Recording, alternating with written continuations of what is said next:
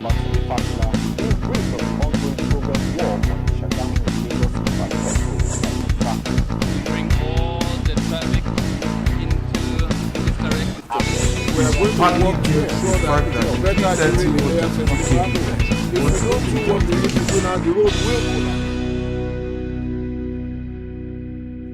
will. Good day and welcome to another interesting episode of your program, Infrastructure Weekly. I am Abosede Omowi.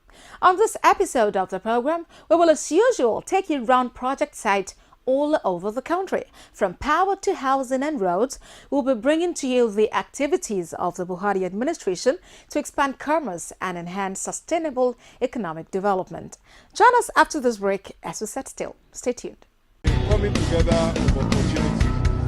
This is what Infrastructure is the backbone of development, which explains the Buhari government's effort at bridging the facility gap.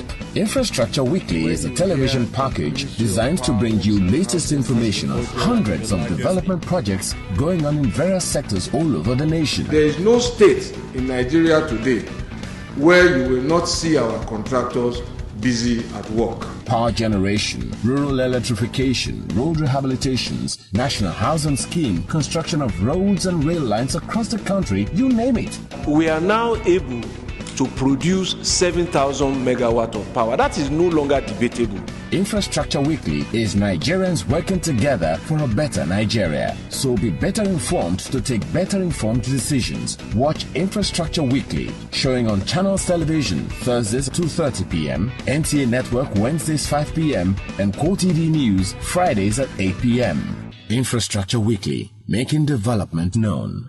The federal government has reiterated its commitment to the infrastructure development of Nigeria.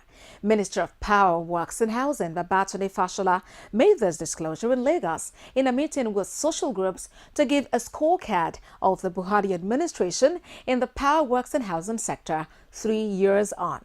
The minister said the federal government will continue to improve on the nation's infrastructure to ensure the breaking of barriers and enhance national economic development through commerce.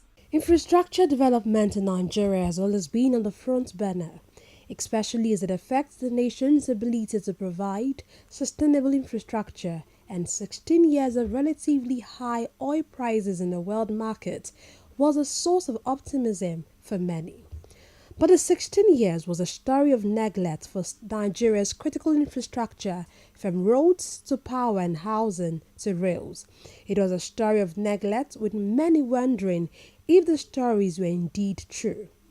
The inauguration of the Muhammadu Buhari administration laid bare the issues needed to be addressed to put the nation in the path of development. Over 200 road contracts valued at over 2 trillion naira were abandoned, with only just above 18 billion naira budgeted for roads in Nigeria in the 2015 budget by the Jonathan administration.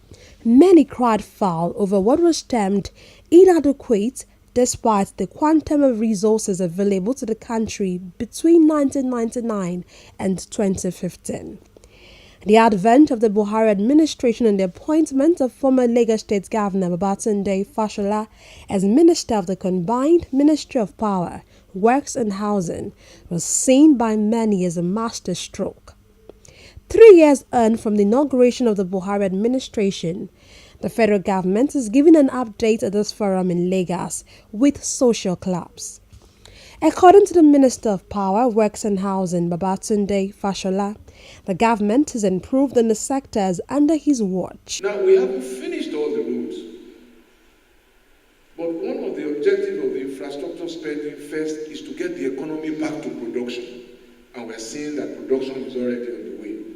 Demand for bitumen, demand for building materials, mining, laterite, sand, rocks is going on, and those who are in the mining business will tell you this. Going further, he disclosed that an appreciable level of improvement has been achieved in the power sector in all the 3 legs of the value chain.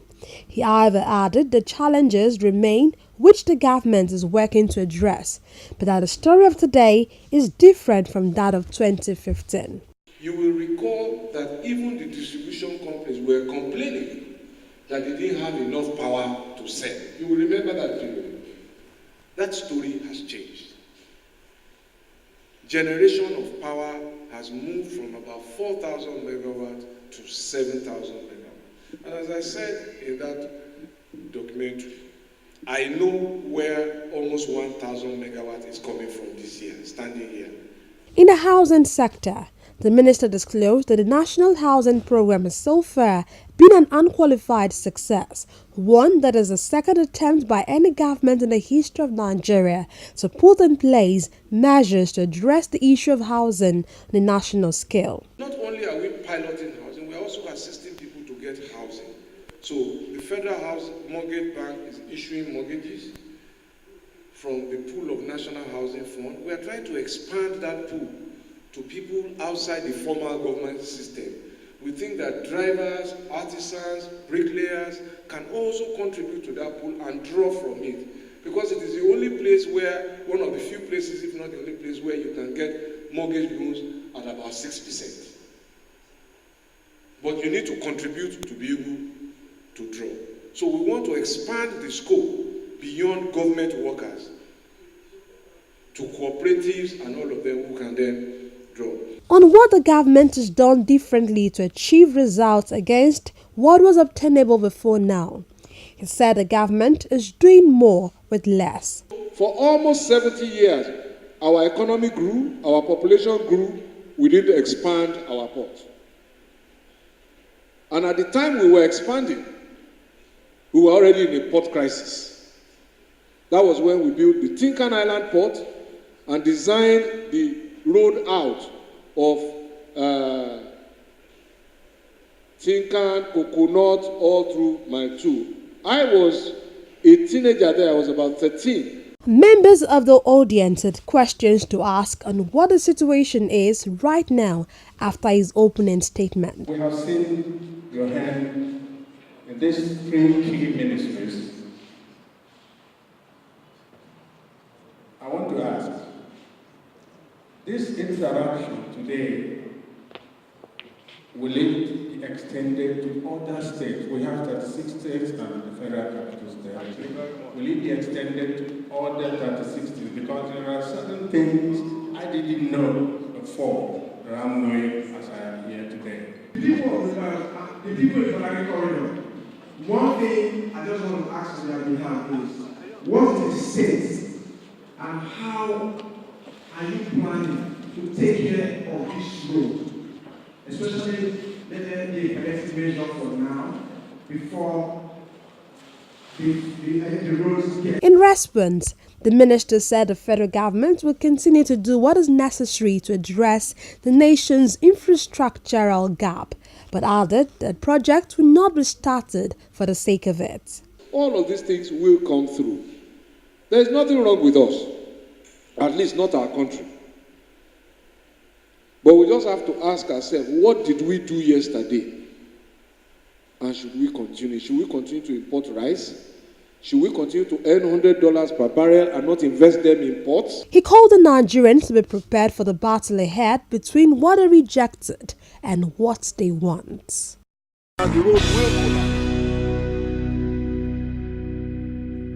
If you're just joining us, the program is Infrastructure Weekly, where we take a closer look at the strides of the Buhari administration in the area of infrastructure development.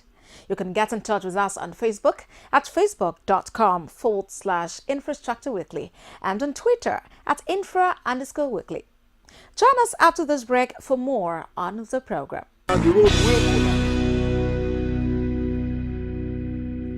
Thanks so much for staying tuned. In the power sector, operators in the sector under the aegis of the Association of Distribution Companies of Nigeria say they are ready and willing to partner with the federal government to ensure the sector delivers on its promise and benefits for all Nigerians. They also added that the strategic nature of the sector to national development is one that is behind their decision to reiterate their commitment to the sector's development. With his background as a former head of state, the later chairman of the Petroleum Trust Fund, it is clear that President Muhammadu Buhari understands that the provision or absence of infrastructure in the country has a lot to do with the psychology and progress of the people. Since he assumed the mantle of leadership in May 2015, President Muhammadu Buhari has taken up the challenge of rebuilding the country's dilapidated electricity infrastructure across the 6 geopolitical zones. The Association of Nigerian Electricity Distributors reassures President Muhammadu Buhari and the Minister of Power, Works and Housing, Babatunde Fashola, of their commitment to working with his government in achieving the objectives of the power sector reform, a critical component of his economic recovery and growth plan. We believe it is important we're in partnership with him as he seeks to find the balance of policy, investment, and electricity consumer interests that will ensure a commercially viable and sustainable Nigerian electricity supply industry. The distribution companies advocate for collaboration between all stakeholders in the power sector to improve electricity supply to consumers. For our fellow operators and stakeholders along the nesting value chain, please do not doubt that in these very trying times in our sector, I believe that there are better days ahead. We believe that there are better days ahead. But to achieve better days ahead in this industry, there's need for more collaboration, cooperation. All stakeholders need to be talking to each other. We cannot have a system where everyone seems to be doing their own thing.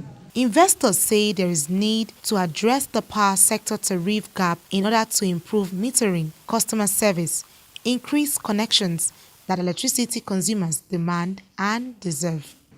We are also committed to improving service delivery to our long-suffering electricity consumers. Categorically, until the tariff gap is addressed by the government, we do not see a pathway to meeting both commitments. We are not a quitter. We are here to solve the problem, and we need the cooperation of everyone, from government to the smallest man in the village, to join hands together with us as an investor to turn around the power sector. Indeed, there is no avoidance that power is fundamental to the prospect for growing the economy and improving the quality of life for Nigerians.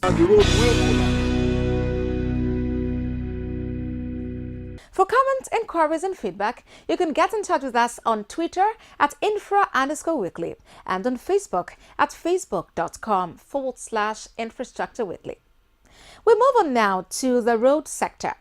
The federal government has reiterated its commitment to the provision of adequate infrastructure to power the nation's economic development.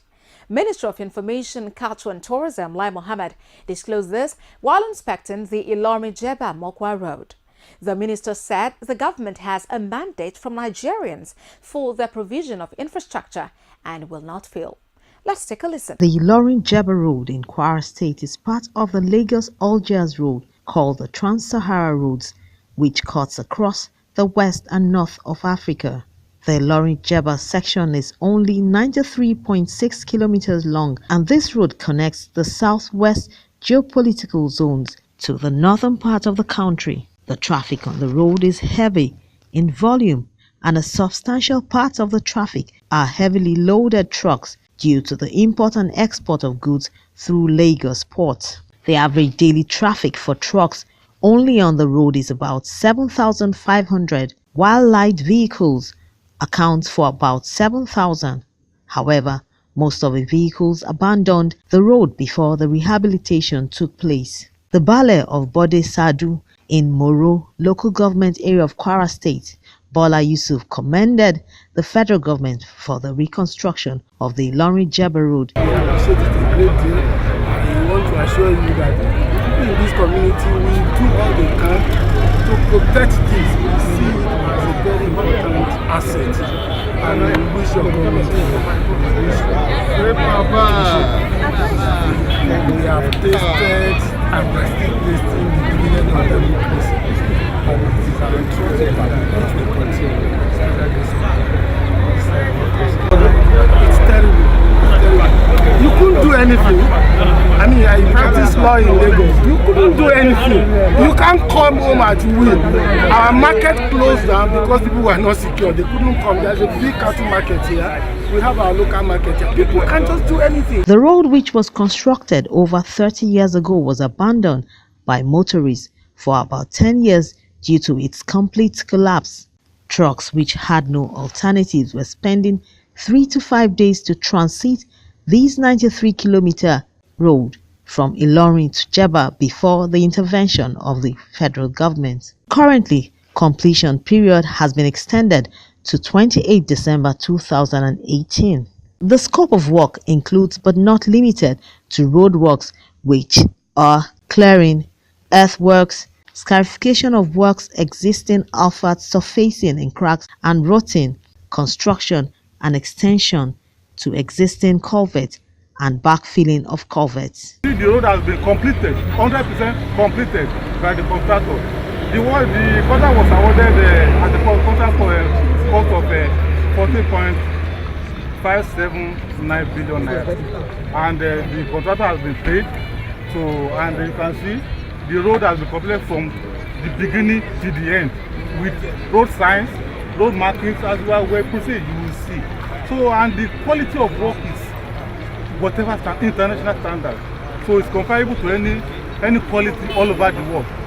The surface was undulating and there was a lot of failure at this particular location.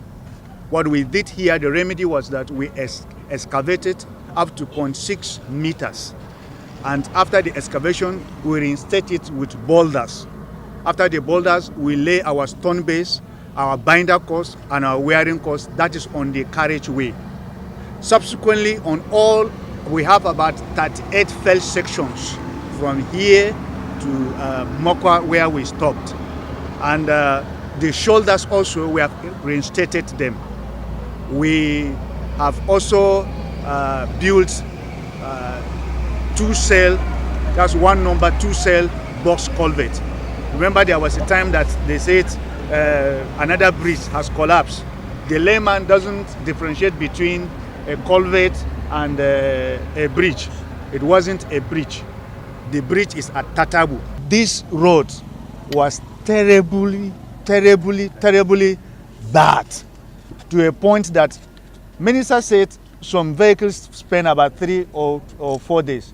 Some, they spend 1 week or 2 weeks. With the rehabilitation of the Ilorin-Jeba-Mokwa Road and the reconstruction of the Tatabu Bridge in Niger State, the volume of traffic is directly contributing to reviving the economy, with large amounts of goods and services being ferried from the west to the northern part of Nigeria. And for the minister, it is in line with the administration's promise to provide infrastructure. Since the kickstarting of a nationwide tour of federal government infrastructural projects in May 2018, the minister has inspected about 10 federal government projects, including the Lagos-Ibadan Standard Gauge Rail Line, Lagos-Ibadan, Oyo-Ogbomosho, and Port Harcourt Expressways, and the second Niger Bridge. Join us after this break for more on the program. Don't go away. Coming together of opportunities, and this is what infrastructure is the backbone of development, which explains the Buhari government's effort at bridging the facility gap. Infrastructure Weekly is a television package designed to bring you latest information on hundreds of development projects going on in various sectors all over the nation. There is no state in Nigeria today where you will not see our contractors busy at work. Power generation, rural electrification, road rehabilitations, national housing scheme, construction of roads and rail lines across the country, you name it. We are now able to produce 7,000 megawatt of power. That is no longer debatable. Infrastructure Weekly is Nigerians working together for a better Nigeria. So be better informed to take better informed decisions. Watch Infrastructure Weekly, showing on Channels Television Thursdays 2:30 p.m., NTA Network Wednesdays 5 p.m., and Core TV News Fridays at 8 p.m. Infrastructure Weekly, making development known.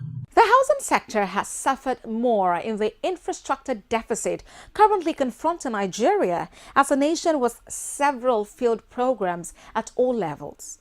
This background was probably the reason behind the deliberate and planned second national housing program by the Muhammadu Buhari-led administration, following on from the first put in place by the Shehu Shagari administration.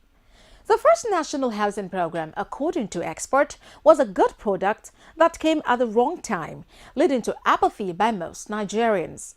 The National Housing Program, taking this into consideration, is designed with all the nation's geopolitical zones in mind. The current one, which is in its pilot phase, is to ensure that it is widely acceptable to all Nigerians before it is now built on a much higher scale than is currently being done. Some of the houses are already at the pre-handover inspection stage. Let's take you to the project site in both Edo and Delta State for a progress report. The ongoing national housing program by the federal government in Benin, Edo State, is generating over 3,000 employments for skilled and unskilled workers, including contractors, artisans, building material suppliers, block molders, as well as empowerment to families within the locality and Nigeria at large. Julius Ibekwe is a beneficiary and his wife a food vendor at the site. Regina Ibekwe commends the federal government for creating means of livelihood for some of them through the project, while stating that she earns about 35,000 naira daily. The Ibekwe couple has generated money to take care of their children's education and also bought a land to build their own house. I benefited very well. So my wife is selling here. She's making money. I am working for them very well. Their things are not losing, so the community is good also. They are not coming here to take what does not belong to them. I thank God for giving me opportunity this hour to speak. I thank God as open here for me, and they say well, and that they use the money where I say here, they train my children. The 64-unit housing project is located at Edumwen, Eigie, along Benin-Auchi Road in Umwode local government area of the state. During an inspection tour by the Ministry of Power Works and Housing, site managers say the ongoing project has about 12 different contractors and is at 80% completion stage. The quality is good, specification is very good. And the bottom line of this project is that everything we are using is from Nigeria. Nothing is imported. From the cement to the doors, they are all locally made. Since we have been working, we employ so many people, and then the atmosphere is good. We are enjoying the work. My income has enhanced, and I've had the opportunity to also get more experience as it has to do with house building. I am a carpenter here. And with the work I am doing here, I feed my family and pay my children's school fees. So I thank God. Road construction is also ongoing at the site for easy access to the housing estate, which will in turn boost economic activities in the state. The project is ongoing. By the special grace of God, as you can see, the work is moving. Okay. My equipments are here. We have been able to clear the site, and we're facing the topsoil on the site. As soon as we evacuate the topsoil, then filling is the next. The National Housing Estate in Aniola North local government area of East Sele Azagba, Delta State, has 68 units of residential buildings and a condominium of 24 units. It has created over 1,000 employment opportunities for the people, and the construction of houses also includes schools and recreation centers. We are doing this project for the benefit of the public. The benefit is twofold. There's economic benefit on the workers, the community, the contractors, and even the staff, in-house staff, because everything is local content, 100%. It's need for us to provide adequate security here. So we have to meet with the police and with the SSS. But for now, there's no security situation in this place. This place is peaceful, and that's why you can see workers working conveniently without any problem. The electrical infrastructure contractor is already on course. this estate is going to have a good electrical distribution system comprising of transformers, overhead distribution unit, street lighting. So when you may be passing through here, when the estate is finally finished, you think it is another Dubai. Because if you have ever been to Dubai, in the night you think it is daylight. So everywhere will be lighted up. With all these positive projects across the country by the President Muhammadu Buhari-led federal government, its objectives are to address and improve socio-economic conditions through employment generation, poverty alleviation, and empowerment of Nigerians. That's all on this week's episode of Infrastructure Weekly. Join us again for another interesting episode of the program. Until then, continue to support the infrastructure agenda of the Buhari administration by paying your tax. Also, take ownership of public utilities around you and protect them from vandalization. Baraka Desala. Join us again next week. I am Abbasadi Omowi.